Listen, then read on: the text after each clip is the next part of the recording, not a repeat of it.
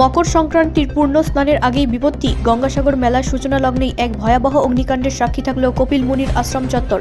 শুক্রবার ভোর 5টা নাগাদ আচমকায় আগুনের লেলিহান শিখা দেখা যায় আশ্রম সংলগ্ন 2 নম্বর রোডের অস্থায়ী হোগলার ছাউনিগুলোতে।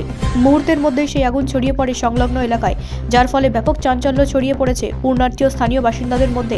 স্থানীয় সূত্রে জানা গেছে, এদিন ভোর যখন গোটা এলাকা কুয়াশাচ্ছন্ন ছিল, ঠিক তখনই একটি ছাউনি থেকে আগুনের সূত্রপাত হয়।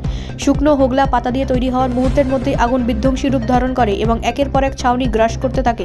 স্থানীয় বাসিন্দারা প্রথমে বালতি করে জল ঢেলে আগুন নেভানোর আপ্রাণ চেষ্টা করেন এবং দ্রুত খবর দেওয়া হয় দমকল ও পুলিশ প্রশাসনকে।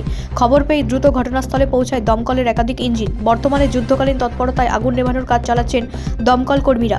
পরিস্থিতির গুরুত্ব বিচার করে ঘটনাস্থলে পৌঁছেছেন সাগরের বিডিও কানাইয়া কুমার রাও সহ জেলা প্রশাসনের উচ্চপদস্থ আধিকারিকরা। ঠিক কতগুলি ছাউনি পুড়ে ছাই হয়েছে এবং আগুনের প্রকৃত উৎস কী তা নিয়ে এখনও ধোঁয়াশা রয়েছে।